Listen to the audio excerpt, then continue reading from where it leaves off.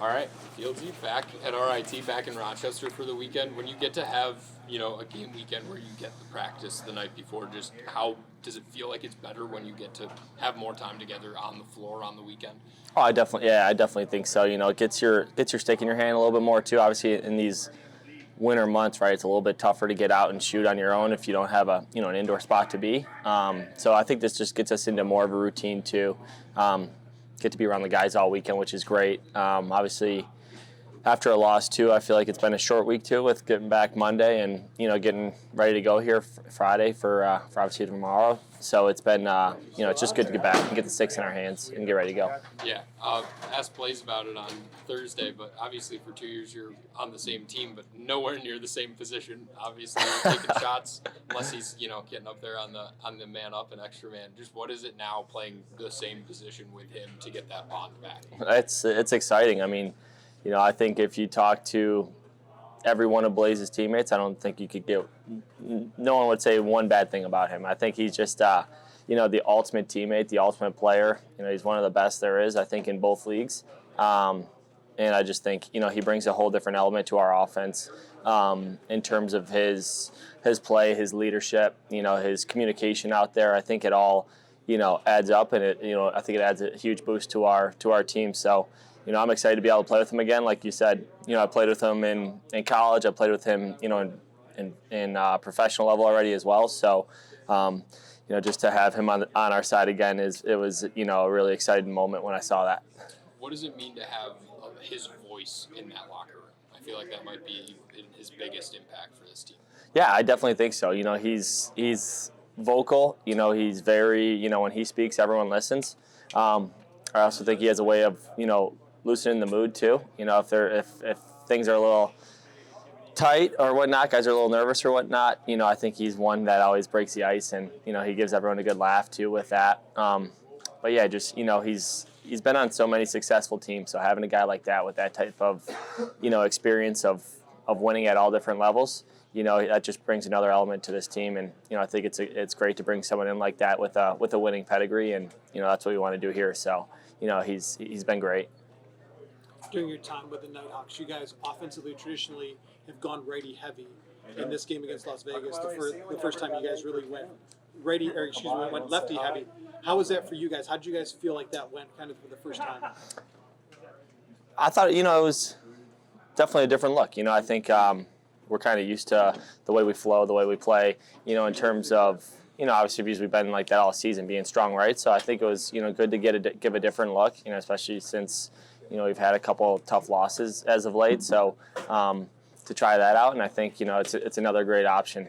So I think it's a hard part about this league is there's so many good players that and so many guys who are good players coming up, trying to get jobs each year. So it's it's just competitive. So that's a good thing. I think we're lucky here. We have a plethora of options that we can go to, and everyone's top of the level, top-notch players. So, I think we got good looks last game. I just don't think we capitalized them per se, but, I don't think it was because we went strong left or strong right. Bigger picture, it's really been 10 days since Randy Mearns took over. From your aspect, the team aspect, what was it like for you guys finding out that Hazer and Patty were let go? Then you didn't know who your coach was going to be. Then Mearnsy comes in, and then immediately you have a practice with a brand new coach. You're going on the road with a game, and now coming home. What's that kind of 10 days been like for you guys with this transition? Yeah, it's been kind of a whirlwind. I think, I've been here 3 years now, and got to know Hazer obviously really well as a coach, as a person. Same with Patty.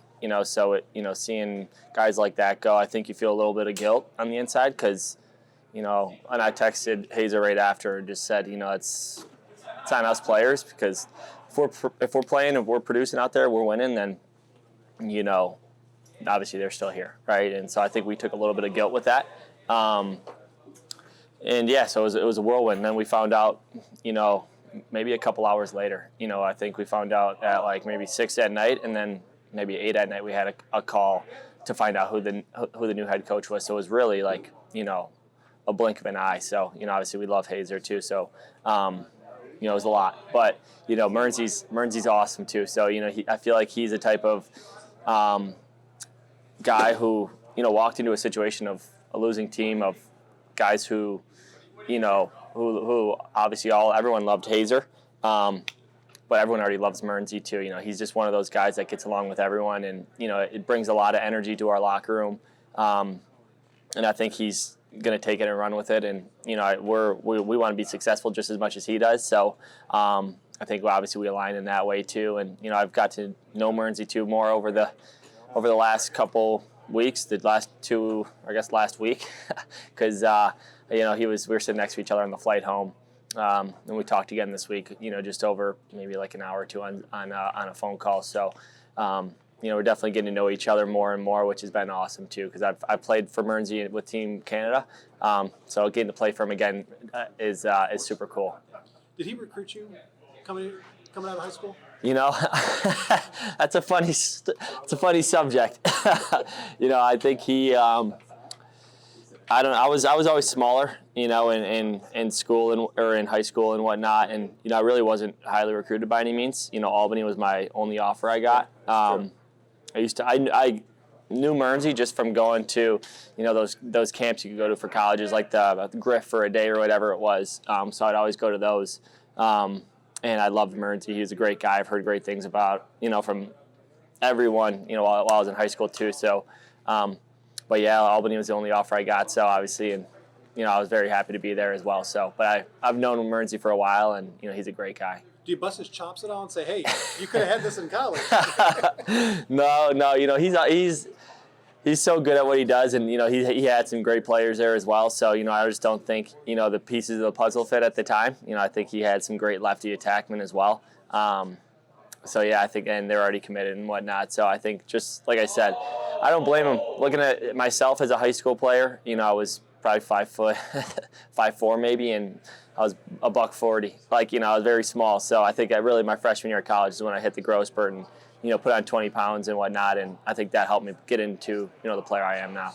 From a standpoint for now and maybe this last week, is there anything that you've learned about Coach Burns that maybe you didn't know prior to him coming to the Knighthawks this last week?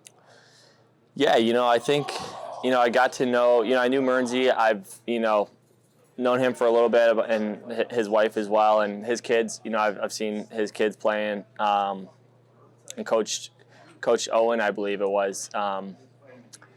So that was just, when I was in college helping out with, I forget what it was, maybe BLA or something like that. But, I've really gotten to know him more, and especially, like I said, it's only been a week, but I had, we talked a lot in Vegas. I had a long plane ride home with him that we, just got to chat. And it wasn't, it was a 4-hour flight, and that wasn't just, hey, what'd you think of the game, this. We talked about everything. We talked about personal. We talked about, I think Mernzi goes above and beyond in asking about you, your family, getting to know you on a personal level. And I think he, that does a great job with that. And I think he's done that with everyone since, for this week. So yeah, I got to know him a lot just over this week, and it's been really cool just to get to know him more on a personal level. Last week you played in a Tucker Out lymphoma game. Tomorrow you'll be playing in a cure cancer game. How important is it to play in a game that's bigger than the sport of lacrosse?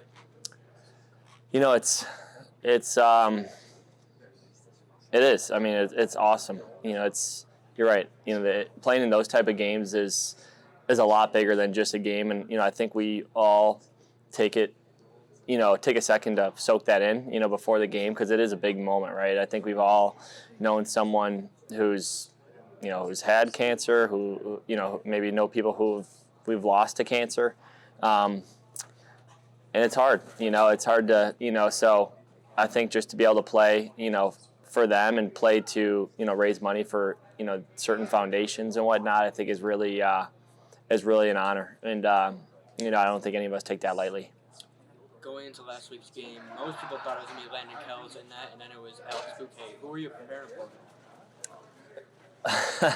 Honest opinion, we were all. I mean, what we were watching was obviously a lot of Kells. I think he started every game this season for him and played the majority of minutes for him. So us, we were getting to see that, and I think they have a couple of great goalies. Obviously, Book's great. They drafted going in the first round. I think it's Con who they have over there. He's great too. So we were expecting Kells, but obviously getting Book, he played great in there. So I think this week we're going to be ready for them all. Whoever we see, we're going to be ready to go, and we're going to give them our best shot.